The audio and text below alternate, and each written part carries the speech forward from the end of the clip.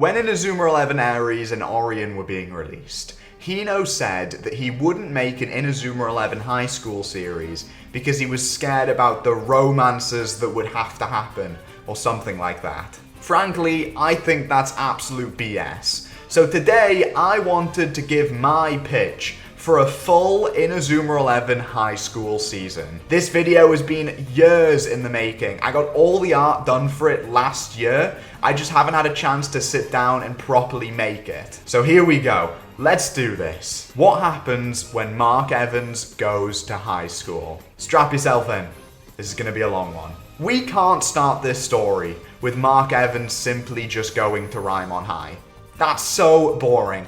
We need a bit of a twist in the tale, and instead, Mark's going to be moving across the country for some plot-related reason, and he's going to be attending Global Ground High. As you can see, this emblem is so bloody cool, and all the art in this video is done by Turd and Vexanised. Massive shout out to them. And also huge shout out to ZykriaAK for helping me with some of the dub names for this project. But okay, now we've done the credits, let's keep going. So Mark has moved to Global Ground High. Global Ground used to have a really good football team, but their captain and goalkeeper and some of their best players have moved on. They've graduated, and so the team's been kind of left in a bit of ruin. Two of their star remaining players are Sky Green, a defender who's a bit of a tactical mastermind, a bit of a playmaker.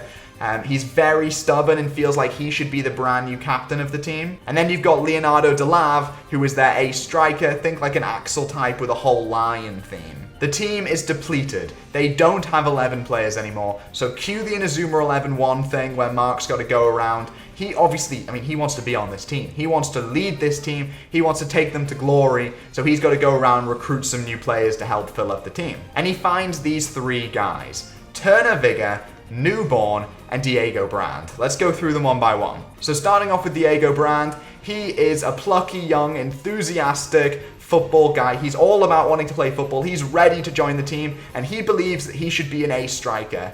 But the thing is, he's actually kind of shit at kicking a ball, so he's going to be played in defense. And there's going to be whole things about how, as a defender, he uses his kick, which he slowly improves, to become a better defender and kind of prove himself. But you can imagine the comic relief coming from him being like, I want to be a striker, and trying to do massive long shots from defense, stuff like that. The second player is Turner Vigor. Turner Vigor is shit. He's shit at football. He's really, really, really bad. But the one thing he's got going for him is being resilient, being hardworking, and he's going to work harder than anyone else to try and get better. And the fun thing I have in mind for him would be that he actually has a really strong kick on him, but has no accuracy in the slightest. And so that's a big part of his game. He's a defender who uses his resilience and determination to just basically mark people and just storm them down. And finally, Newborn, who's going to be the other main character of this story alongside Mark Evans. Newborn's a midfielder. He's kind of obsessed with his looks. He doesn't rate football particularly,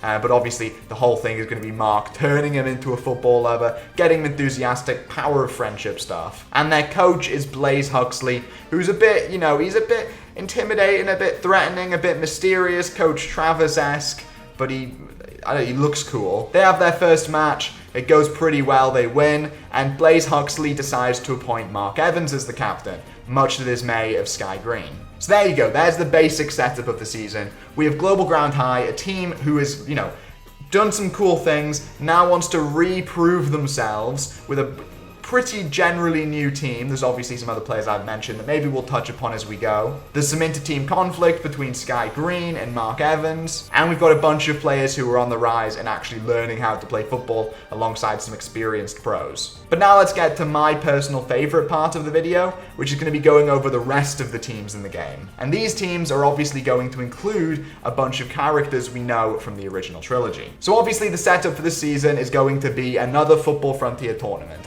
Because come on, I think it just works so well for a first season in terms of establishing everyone, establishing Global Ground and their rise, and establishing all the other teams and world building. So the first team they're going to take on is Sandhills High, a desert-themed team who's going to be notable because they're going to include a certain player called Archer Hawkins. Sandhill's whole thing is going to be about kicking. They're going to have really strong kicking, and they're going to be a really aggressive team. I imagine like a tactic which is just really powerful shots being used as passes between all of them, and the other team can't intercept any passes because they're just so powerful, they just blow them away. But eventually Global Ground win the match thanks to Byron Brutal, their other striker alongside Leonardo, who is a bit of a bully type, a bit of a Buddy Fury type, who learns to use his rage for good with his signature shot, Fire in the Hole, where he puts his hands in his pocket, the ball kind of sinks into the ground, and he just kicks it as hard as he can while standing still, and it fires off at full speed.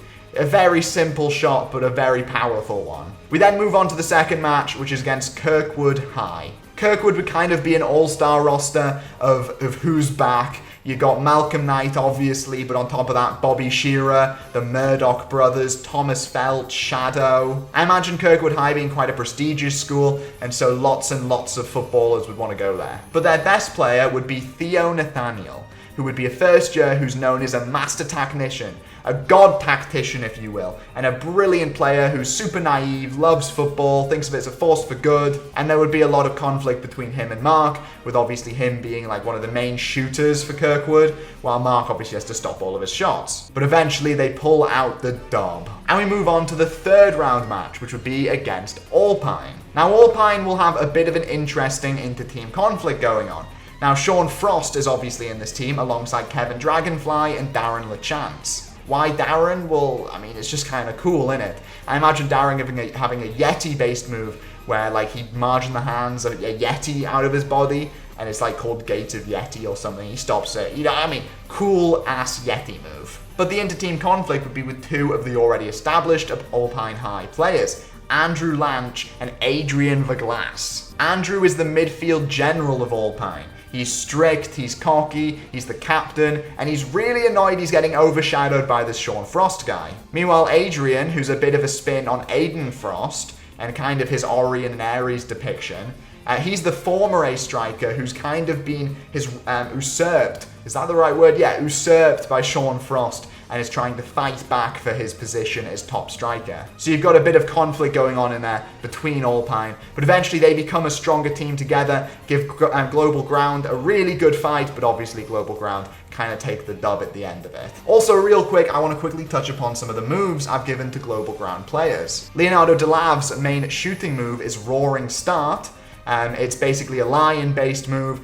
I just imagine it being a really simple lion-based move. He kicks it, a lion runs after it, he dashes forward, kicks it up in the air maybe, and the lion jumps after it again. The lion kind of merges with the ball, giving the ball big yellow energy, and Leonardo Delav does like an overhead kick and fires it off again.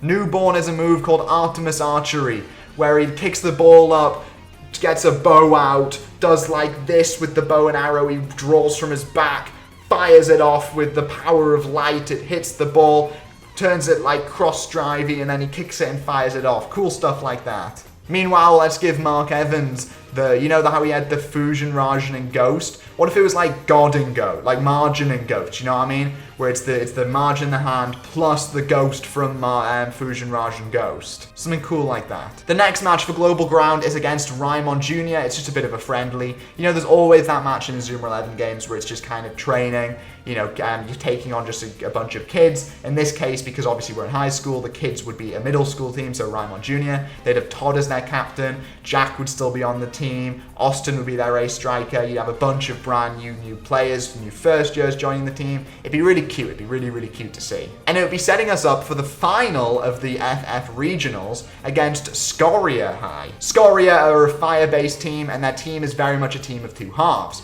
The first half is the established halves who have been there for a while, and it's very defensive, very about magma, very about defensive. Think kind of like the Bird team in Galaxy, and their captain would be Seymour Vulcan, who is a goalkeeper, and he's a very good goalkeeper. The other half consists of alias players, Xavier, Torch, Gazelle, etc. And they would be the more attacking half of the team. And these two halves obviously come together to create this really strong team. But I imagine this finally being the match where everything clicks for Diego Brand.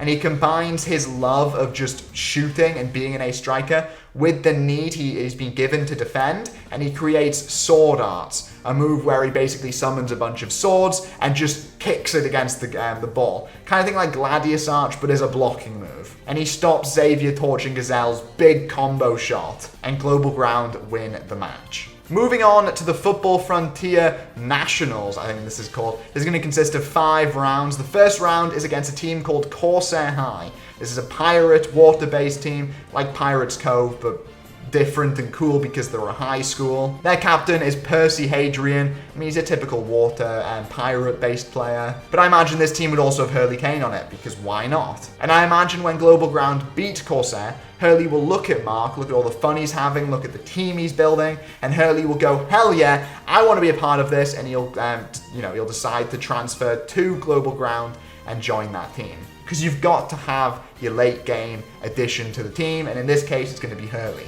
Also, another player would join around this time, think like a Lucian Dark type. This would be Ken Arthur. He's just a bit of a kid who's a football fanatic and just loves the move Excalibur, and his whole character is about learning to use Excalibur. Shout out to my mate Shisukon, by the way, for some of these really, really cool character concepts. And obviously Ken Arthur would eventually use Excalibur in a later match. He learned to do it eventually. The next match would be the first match for Hurley Kane properly, and it would be against Royal Academy High. This is a Royal Academy which obviously has David Sanford, Joe King, but it also has a bunch of different players who would be the more aggressive, kind of what you would associate with Royal Academy pre-Inazuma 11 1, the very aggressive, violent, evil players. And their captain would be Duncan Dustin. He would be a literal beast on the pitch. He would have a move called Dimensional Breakthrough, which is like Breakthrough, but kind of like Breakthrough 4, where I imagine he summons like a portal, knocks the other player through the portal, and then proceeds to just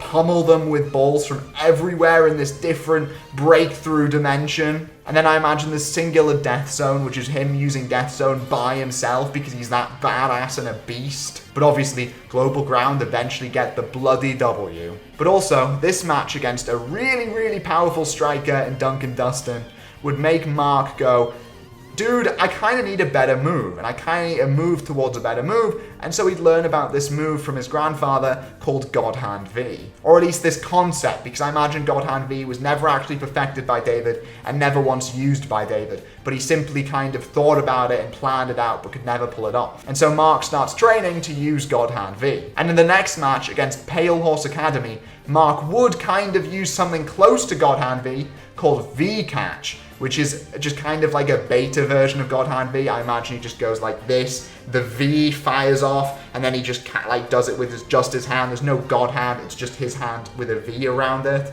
But Pale Horse is considered one of the best teams in Japan. It's got Jude on it, obviously he's their playmaker, tactician, but it's mainly notable for a player called Callisto Luan. Callisto Luan is a striker and is considered Japan's best ever player. He would do the majority of this match by himself, creating obviously some conflict between him and Jude, and him and the rest of his team, and eventually that selfishness would prove to be his downfall, as even though him and the team start working together by the end, it's not enough to take down Global Ground. But imagine him having a really cool moon-based shot, because his theme would be moons, stars, space. He'd just jump into the air in front of the moon and just fire a shot off. It would be simple, but it would just be this really cool, beautiful moon shot. Just call it like Eclipse shot or something. But now, as we move on to the semi-finals of the Football Frontier Nationals, we need to touch upon the villain story of this game. So the villain of this story is called Mallory Brennan. Mallory's just had her kid get really injured due to the alias attacks. And because of this, she thinks that football is violent.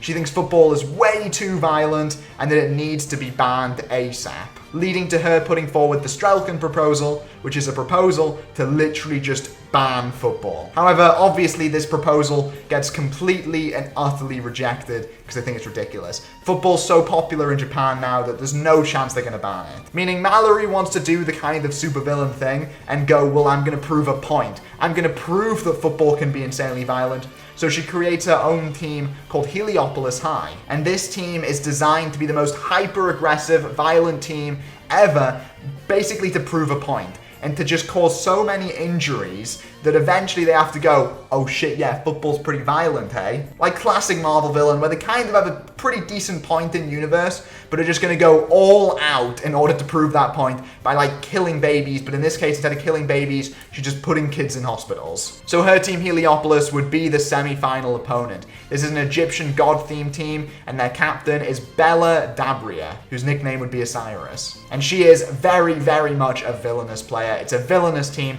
They're all about being hyper-aggressive, hyper-violent. They've caused tons of injuries so far, but eventually Global Ground managed to overcome them with the power of friendship. But Mallory gets away, and she walks away knowing that she has one final plan to pull off her Strelkin proposal. And that plan would be saved for the sequel. So if Heliopolis High is the semi-final opponent, then who is the final opponent? Well, that final opponent is Rymon High, obviously. You've got to end with the clash between Mark Evans and Rymon High. Rymon High would be an all-star team, basically. Axel Blaze, Nathan Swift is the captain, Aphrodite would be on this team, and Hector Helio has moved to Japan inspired by the FFI match and has joined Rymon High as their goalkeeper. Axel would be using Fire Tornado V as his move against Mark Evans' V catch. This match would be legendary.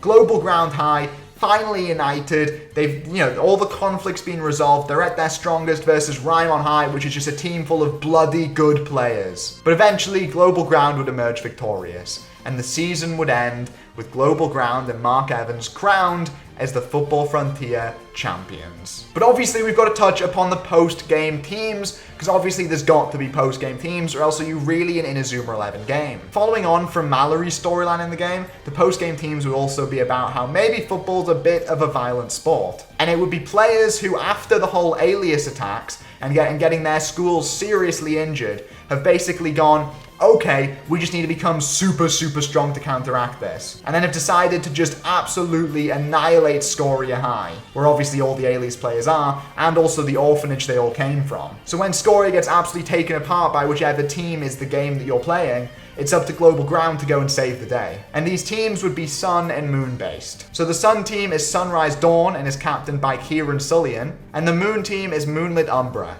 and is captained by Kale Arch. Obviously, Global Ground saved the day, and then when you combine the two games together with the secret link thing, you get the combined team and the final boss, Andromeda. And when you beat them, then that is it. And that is my full pitch for a whole high school season. Obviously, this is a bit rough. It's just a ton of ideas basically thrown your guys' way, and I'm really curious to see what you think and if you have any additions to these ideas. I'd love to hear all of that down below in the comments, so please make sure you drop a comment, and also drop a like and subscribe if you like this kind of Inazuma 11 content. But I'll see you guys in the next one. Thank you so much for watching, and goodbye.